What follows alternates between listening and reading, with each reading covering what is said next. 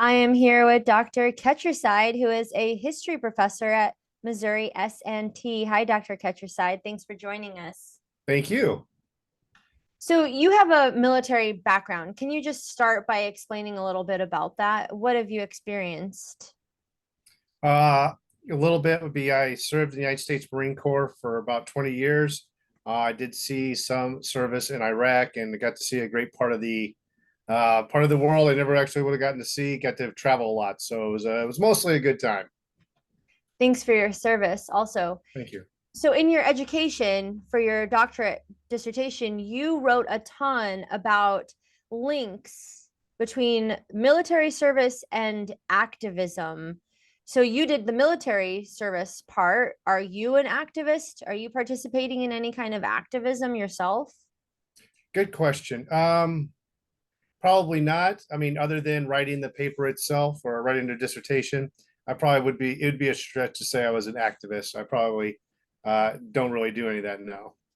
What does it take for someone in your eyes to be called an activist that you think you lack, and so we shouldn't call you an activist? And if you want, you can bring into the answer examples from your dissertation about activism that you do have in mind.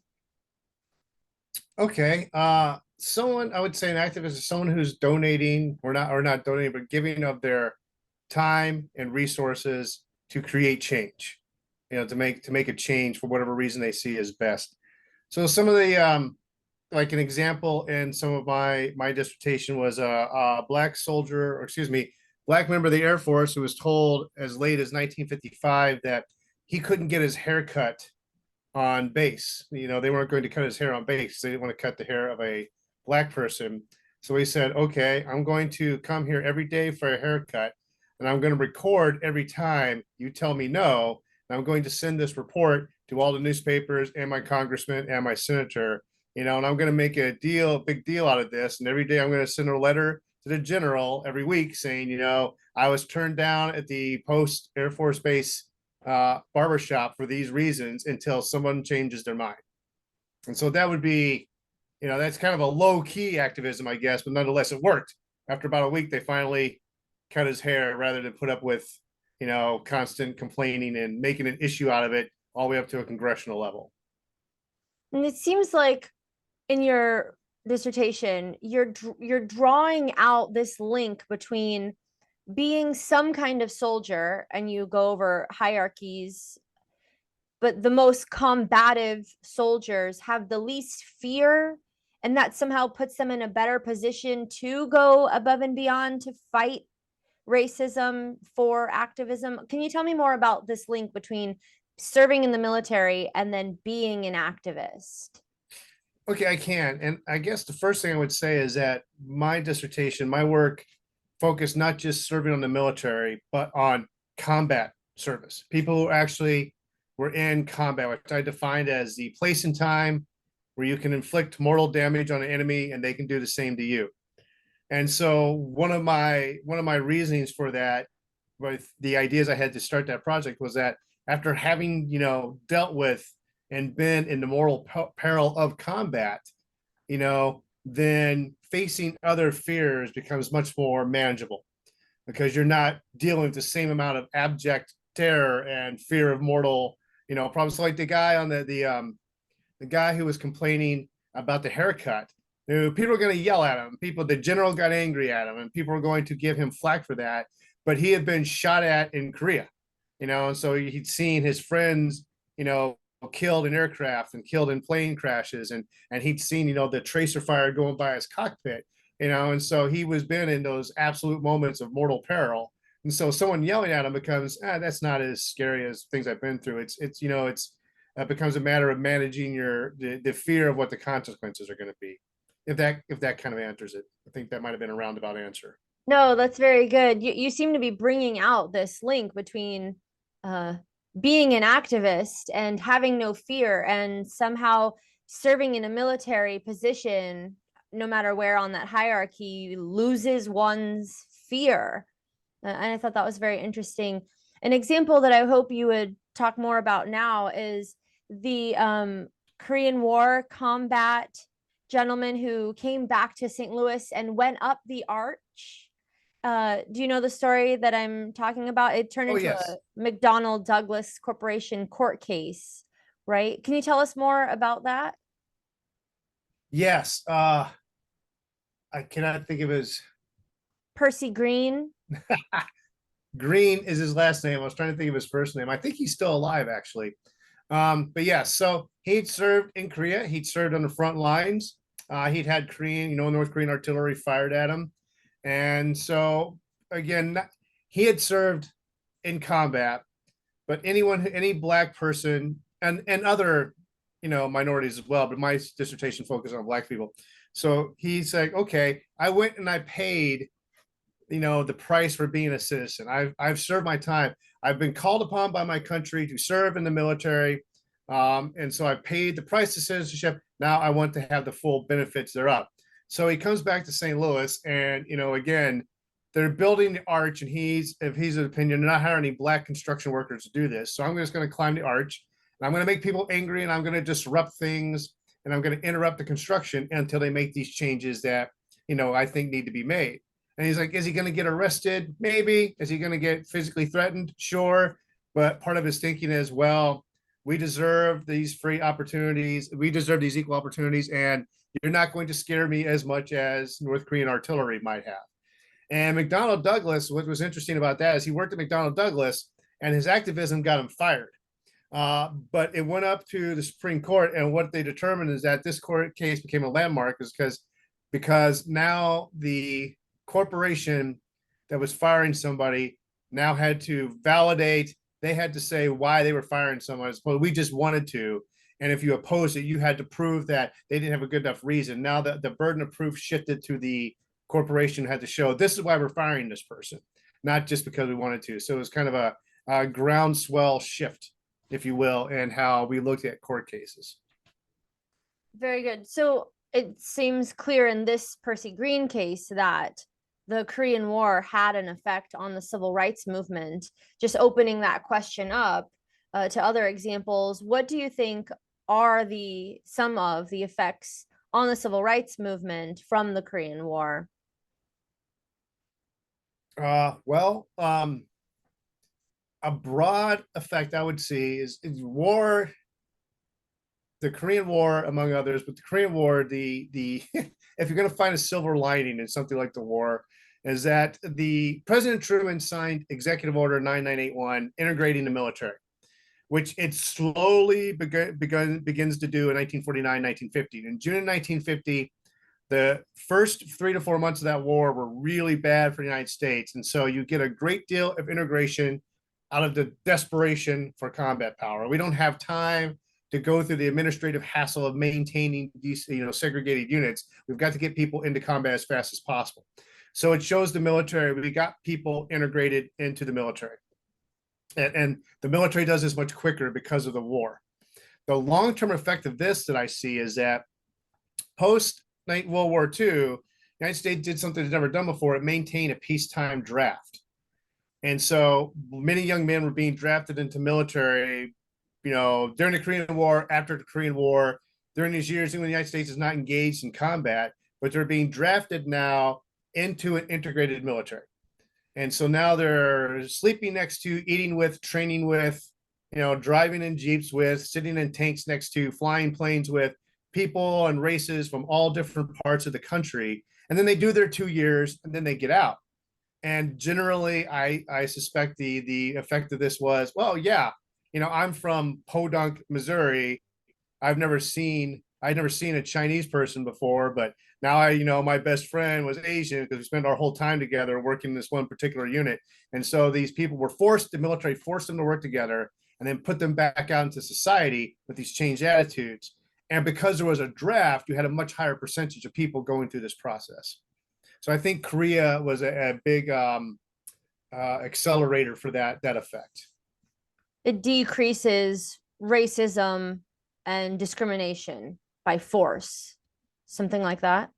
Yeah, yeah, it does. Yeah, at least one hopes. Of course, there's always going to be somebody who is going to go in there and still be just as racist when they come out, just because they're determined to be so. But you have a lot of people who are like, I've just never been exposed to or hung out with or talked to or lived with or eaten with all these different people.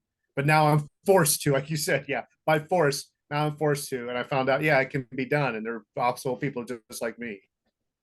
You seem to think that there's a difference in the effect on the civil rights comparing World War II to the Korean War.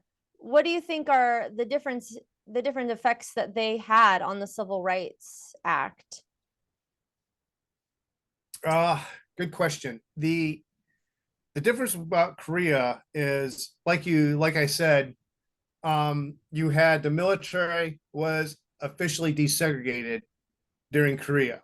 The conflict accelerated the process that was already legally there. Um, and then the draft followed, and so like we just discussed, World War II was important because it led to the desegregation of the military. Because World War II is again in some places just such a desperate conflict. The United States, conducted de facto integration, despite the fact that we were still legally and officially Jim Crow and segregated military. Many times in combat, people were mixed up anyway, and so they found out, okay, it can happen, it can be done. We're all the better for it, and so that leads to the official desegregation in 1949. But World War II laid the groundwork for that, particularly with like what they called the Fifth Platoon, which is where in late 1944, early 1945, the United States Army actually integrated black infantrymen into white infantry units because we were running out of white infantrymen. And so that was really official integration. All right. It just didn't officially desegregate the military, but you now had black and white men in the same unit. So World War II Hmm. led to that. And then people were going to say, well, what about the gigantic contribution of minorities in American history or United States history going all the way back to the Revolutionary War? Like who was it? I want to say the first Rhode Island Regiment, I think was an all black unit. And so, yeah, these conflicts all have had contributions from black combatants, but World War II had the most. So I think you had the biggest impact because you had over 1 million black people, mostly men, mostly black men serving in the military in World War II. And that just had a huge effect just by the sheer numbers of it.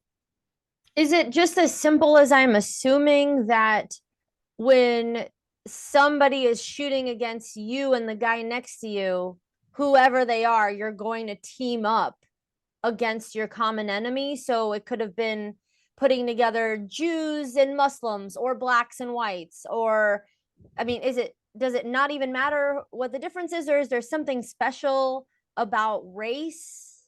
Like what exactly is going on here, do you think, that makes combatants friends even if they came to it as enemies? Is it just as simple as a common enemy? Boy, a historian hates to see say that something is that simple, but kind of, yeah, that's kind of my argument. It's like you had all these different races and groups that they're different. They're all American. They have some foundation. They're all American. They share a language. And yes, they were now facing an opponent that black people were arguing, well, yeah, United States really oppresses black people, but what Germany's doing is definitely worse. I mean, they're a worse mortal threat to the United States. Japan is a mortal threat to the United States. And so it is having a common enemy. And then when you get into the combat itself, when you're right there on the front line or you're flying a plane over it, you're going to be dependent on the people next to you for your very survival. Whether or not you're winning, no matter what your political inclinations are, if you think, if I'm going to survive this situation with my life, I've got to depend on the people next to me, regardless of whether or not I would have wanted to sit next to him at a lunch counter 2 years ago. Now I've got to, or else I will die. If we're going to eat today, I got to share food with this guy. If I don't want to get shot, I got to cooperate with this guy. And then the process would be over time, I find it out that I can depend on him and he is dependable. And yes, he hopefully it breaks down some of those barriers. That's really my dissertation kind of in a nutshell. Yeah. So it's so many wars in the last 200 years, and so many times the Black Americans enlisting on their own when there's not a draft and fighting for this country and dying for this country. why would we still see racism against the Black population today? Can we try to explain that? uh, I don't know. Can we? I don't know. Like, That's how could someone today still have dispositions against a certain group after that group has time and time again fought for and died for our freedoms? Like, how could it even persist? if I had to take if I had to give an answer to that, and it's hard to answer, but it'd be a combination of just a few things.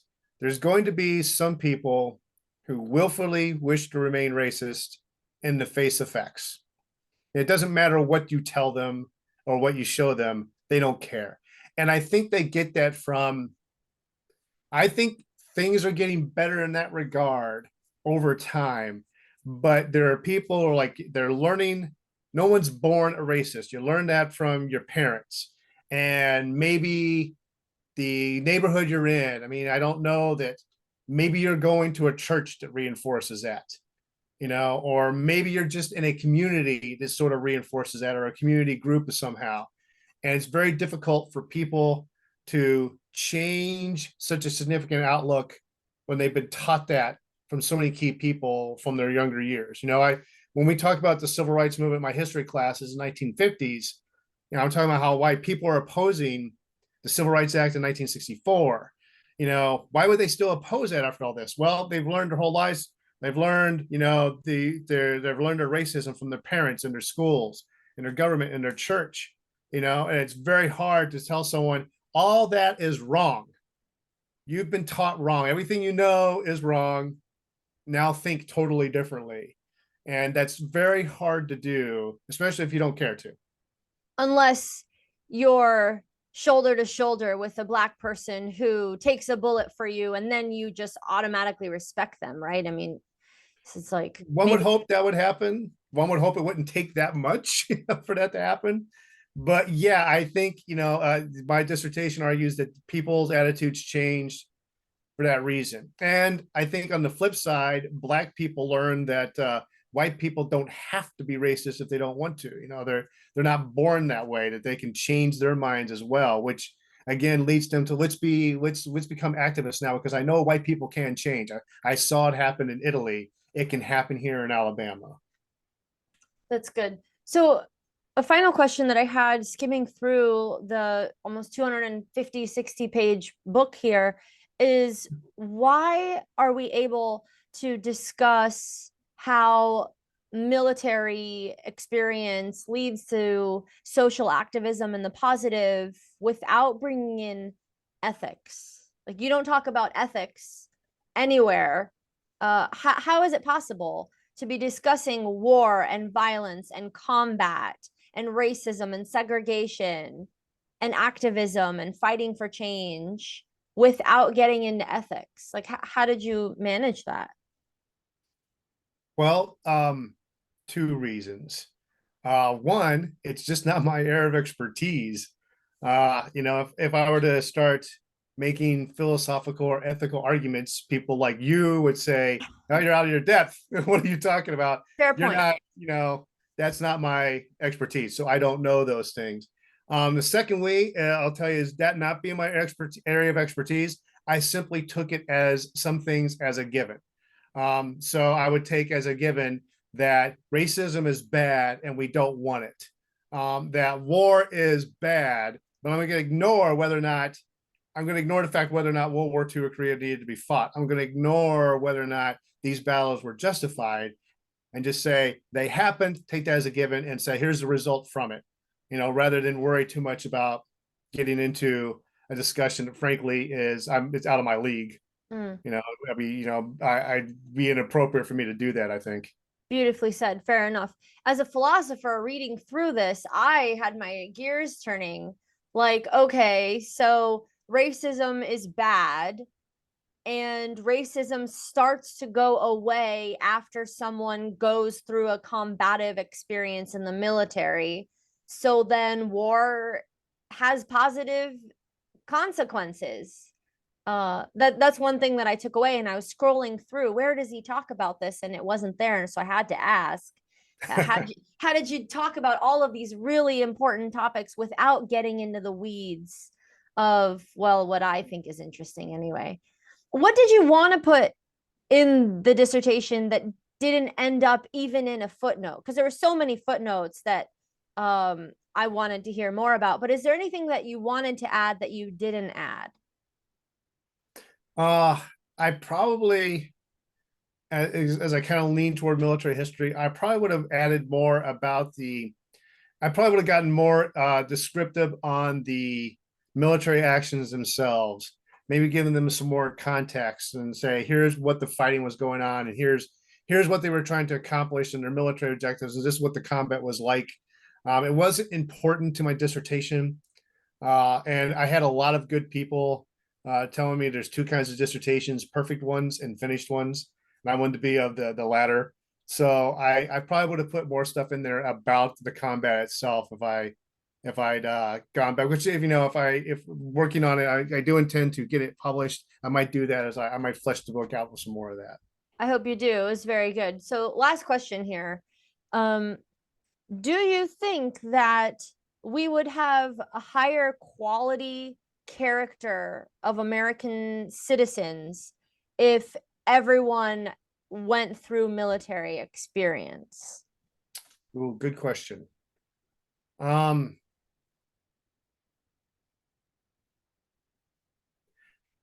yes, I do think so, but I'm not necessarily an advocate of that. Because having been a military leader myself, it would be difficult, I think, to have to deal with, a lot of people who are in the military who don't want to be there. The military is absolutely a miserable place um, for people who volunteered and are enjoying it. If you don't want to be there, it is absolutely a nightmare, and may become difficult to deal with a lot of people who aren't there.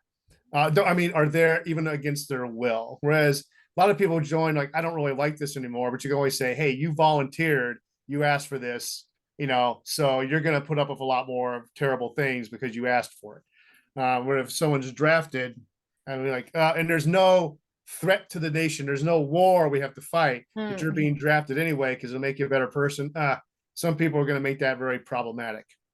The second thing I would say about that, from a more ethical viewpoint, is that I'll try, is that in a liberal democracy like ours, using capital L liberal, when you have a military that is at the control of elected civilian leadership, which is absolutely as it should be, you can do two things with your military force.